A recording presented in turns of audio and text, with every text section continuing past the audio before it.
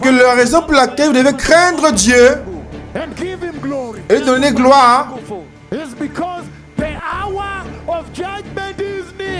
car l'heure de son jugement arrive. En d'autres mots, il dit que lorsque vous prêchez l'évangile éternel de Jésus, l'évangile éternel de la croix et du sang, cet évangile doit être en mesure de donner à l'Église le fait que Dieu juge le péché. Mais la manière avec laquelle vous voyez l'Église aujourd'hui jouer avec le péché,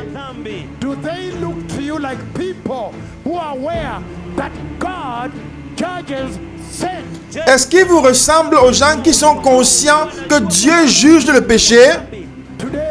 Aujourd'hui, ils regardent, ils cherchent un évangile qui est doux, qui fait plaisir aux oreilles. En d'autres mots, l'évangile de la chair. Aujourd'hui, ils cherchent un évangile moderne.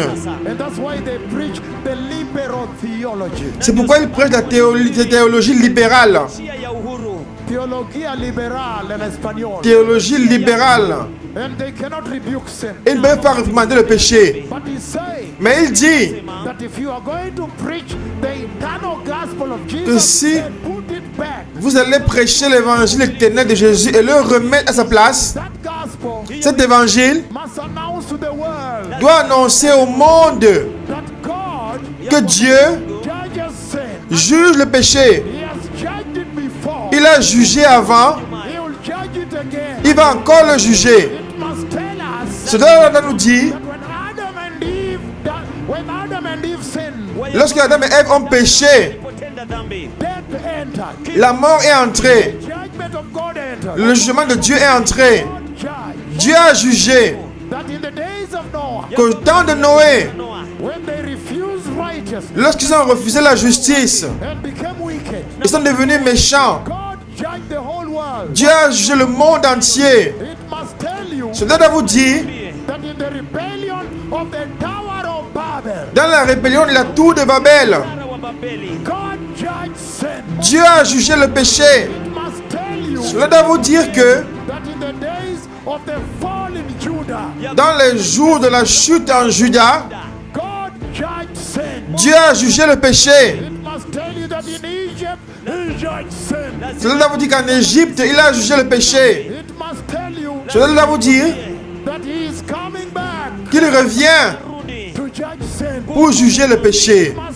Cela doit vous dire que Jésus, se tenant sur la croix, est le jugement de Dieu sur le péché. Cela doit vous dire que la tribulation est proche, où Dieu va juger le péché.